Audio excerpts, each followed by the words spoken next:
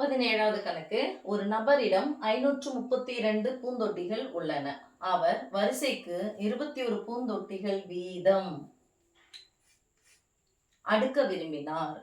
எத்தனை வரிசைகள் முழுமை பெறும் எனவும் மற்றும் எத்தனை பூந்தொட்டிகள் மீதம் இருக்கும் எனவும் காண்க. ஏன் இந்த வீதம் அப்படின்ற வார்த்தை அண்டர்லைன் பண்ண அப்படின்னு சொன்னா, மொத்தம் இருக்கிறது 532.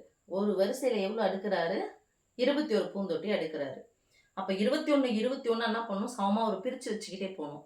சமமாக பிரித்தல் என்பது வகுத்தல். இந்த வார்த்தைகள் உங்களுக்கு தெரிஞ்சுச்சுன்னா போதும். சமமா பிரிச்சு வச்சுக்கிட்டே போறாருன்னா வகுத்தல் கணக்கு போட போறோம்னு அர்த்தம். சரி, வீதம் ஏன் மிஸ்? வீதம் ஒரு வார்த்தை வந்துச்சுன்னா வகுத்தல் தான். வீதம்னாவே வகுத்தல். இப்ப எத்தனை எத்தனை பிரிச்சு கொடுக்கலாம், எத்தனை அப்படின்ற ஒரு வார்த்தை எல்லாம் வருது அப்படின்னா கண்டிப்பா வகுத்தல் வருதுன்னு அர்த்தம். மிஸ் இது ஈஸியா நம்ம போடலாமே. இது 6வது பசங்க கணக்கு, 7வது பசங்க. ஆமா, 6வது 7வது பசங்க கணக்கு தான். அப்படியே போட்டுடலாம் பாருங்க. 532 21 21 சமமா பிரிச்சுக்கிட்டே போகணும். அப்ப சமமாக பிரித்தல் என்பது வகுத்தல். 532 21ஆல வகுக்கலாம். 53ல எத்தனை 20 ரூபாய் இருக்கணும்? 50 ரூபாய் வச்சுக்கலாம், 20 ரூபாய் வச்சுக்கலாம். எத்தனை 20 ரூபாய் இருக்க போகுது? 50 ரூபாயில எத்தனை 20 ரூபாய்? 2 20 ரூபாய். ஃபர்ஸ்ட் தோராயமா சொல்லணும், அப்ராக்சிமேட்டா சொல்லணும், அப்புறம் அக்யூரேட்டா போட போறோம். ஓரன் 2 2 4. வகுத்தல் என்பது தொடர் கழித்தலின் சுருக்கம். தொடர்ந்து நான் கழிச்சுக்கிட்டே போறேன்னு அர்த்தம். ஸோ இந்த வார்த்தைகள் எல்லாம் தெரிஞ்சுக்கணும். வகுத்தல் என்பது தொடர் கழித்தலின் சுருக்கம். அப்போ மைனஸ் போடுறேன். 3லிருந்து 2 நீங்கினால் 1, 5லிருந்து 4 நீங்கினால் 1. இப்போ இறக்குறேன். 112. நான் 100 ரூபான்னு வச்சுக்கிறேன். 100 ரூபாய், இது 20 ரூபான்னு வச்சுக்கிறேன். 100 ரூபாயில எத்தனை 20 ரூபாய் இருக்குன்னா 5 20 ரூபாய். ஸோ 5 போடுறேன். இது தோராயமா சொன்னேன், அப்ராக்சிமேட்டா சொன்னேன். இப்போ அக்யூரேட்டா போட போறோம். எந்த நம்பர் புதுசா போட்டோம்? 5. ஓரஞ்சு 5, I2 10. வகுத்தல் என்பது தொடர் கழித்தலின் சுருக்கம். 100 ரூபாயிலிருந்து 100 ரூபாய் போயிடுச்சு. 12 ரூபாயிலிருந்து 5 ரூபாய் போகணும்.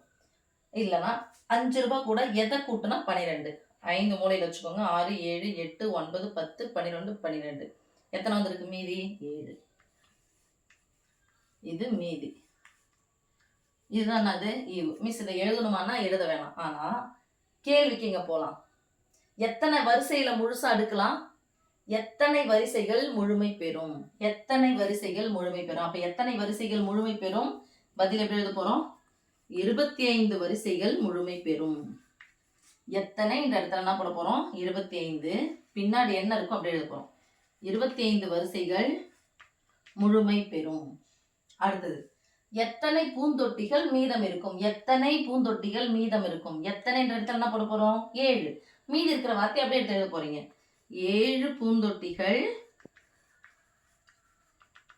மீதம் இருக்கும். ஓகேப்பா, இது ஒரு மெத்தடு. ஈஸியா போடணும், குரூப் எக்ஸாம்லாம் போடணும்னா இந்த மெத்தடை ஃபாலோ பண்ணுங்க. சரி, இன்னொன்னு இருக்கு. நம்ம புக்கில் இருக்க மெத்தட் நம்ம போடலாம். இதே மாதிரி கணக்கு கொடுத்தா எப்படி அதை போறது அப்படின்னு சொன்னா, 2 எண்கள் வந்திருக்கு. அந்த 2 எண்களை எடுத்து எழுதுங்க. இது 532 21 எண்களை எடுத்து. எது பெரிய எண்ணு? 532. இதை என்ன பண்ண போறோம்? சமமா பிரிக்க போறோம். அப்ப இந்த எண்ணை நான் எடுக்க போறேன், ஏன்னு எடுக்கிறேன். இந்த எண்ணை என்ன எடுக்க போறேன்? பின்னு எடுக்கிறேன். ஒன்றும் இல்லை, அதே தான். எது எந்த தேற்றம்னா யூக்ளிடின் வகுத்தல் துணை தேற்றம். யூக்ளிடின் வகுத்தல் துணை தேற்றம். அந்த துணை தேற்றத்தின் படின்னு சொல்லிட்டு எழுதணும். ஆனால் இந்த நம்பர் என்ன பண்ண போறோம்? A = B ஏதோ ஒரு எண்ணின் பெருக்கல் பலனா எழுதணும். அந்த ஏதோ ஒரு எண்ணின் பெருக்கல் பலன் தான் என்ன சொல்றது? நம்ம ஈவுன்னு சொன்னோம்ல, அந்த ஈவுக்கு இப்போ ஏவும் பியும் வச்சு வரக்கூடிய ஃபார்முலா உங்களுக்கு என்ன தெரியும்? A = BQ + R. Qன்றது நம்ம ஈவு, கோஷன்ட். Rன்றது ரிமைனிங், மீதி. இப்போ நம்ம வகுத்தல் கணக்கு போட்டோம்ல, அதே தான் அங்கே போட போகிறோம். அப்போ இந்த ஃபார்முலா எழுதுனீங்கன்னா 1 மார்க். நான் முன்னாடி சொன்னல அது மாதிரி எழுதுனீங்கன்னா 25 வரிசைகள் முழுமை பெறும் 1 மார்க்கு, மீதம் 7 இருக்கும். அவ்வளோதான், 2 மார்க் முடிஞ்சிருச்சு. இப்போ இதில் எழுதிருக்கீங்க அப்படின்னு சொன்னால் ஃபார்முலா எழுதியிருக்கணும். ஃபார்முலா எழுதுனா 1 மார்க். நீங்கள் ஆன்சர் தப்பாக போட்டுருந்தாலும் பரவாயில்ல, ஃபார்முலா எழுதினீங்கன்னா 1 மார்க். இல்லைங்க மிஸ் எனக்கு ஃபார்முலா தெரியல, ஆனால் நான் இது மாதிரி போட்டுருவேன் அப்படின்னு சொன்னால் ஓகே ரைட். அதை எடுத்து என்ன பண்ணணும்? நம்ம எழுதணும். அதை எப்படி தெளிவாக எழுதணுமோ அது மாதிரி எழுதிட்டோம்னா நமக்கு ஆன்சர் ஓவர். ஓகேவா? ஸோ யூக்ளின் வகுத்தல் துணை தேற்றத்தின்படி A equal to B Q B into Q plus R. 21 கூட எதை பெருக்கி ஏதோ ஒரு நம்பர் கூட்டினா என்னென்னு வரணும்? 532 வரணும். இப்போ இங்கே வந்து ஃபார்முலாவில் வர மாதிரி இருக்கும். ஆர் லெஸ் தென் ஆர் ஆர்னுடைய மதிப்பு எப்படி இருக்கணும் அப்படின்னு சொன்னால் 0வாக இருக்கலாம் அல்லது 0 விட பெருசாக இருக்கணும். பியை விட சிறியதாக இருக்கணும். Modulus of B. மீதி 0 less than R equal to R less than modulus of B. Modulus of பின்னு சொன்னாலும் சொல்லலாம், இல்லை பின்னு சொன்னாலும் சொல்லலாம். இதுதான் ஃபார்முலா. ஸோ அந்த ஃபார்முலாவில் இது எழுதியிருந்தாவே ஒரு மார்க் தருவாங்க. இது எழுதணும் அவசியம் கிடையாது. ஆனால் பியினுடைய மதிப்பானது ஆரினுடைய மதிப்பானது எப்படி இருக்கணும்? பியை விட சிறியதாக இருக்கணும். ஏன்னா பியை விட சிறியதாக இருந்தால் பிஏ இருந்துச்சு அப்படின்னா பிஏ விட பெருசாக இருந்துச்சுன்னா ஒரு முறை எடுக்கலாம்ல. அதனால் பிஏ விட எப்போதும் சின்னதாக இருக்கணும். அதான் அந்த ஃபார்முலா. இப்போ அதுதான் நம்ம ஏற்கனவே வகுத்தலில் போட்டோம். 532 ஈக்குவல் டு மீதி எவ்வளோ வந்துச்சு கணக்கில்? 7. இங்கே பின்றது என்னது? 21 இன்ட்டு பி இன்ட்டு கியூ. எவ்வளோ ஈவு வந்துச்சு அங்கே? 25. இது ஒரு வட்டம் போட்டுக்கோங்க, இது ஒரு வட்டம் போட்டுக்கோங்க.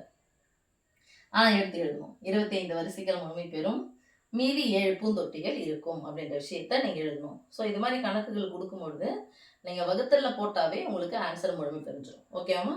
தேங்க்யூ.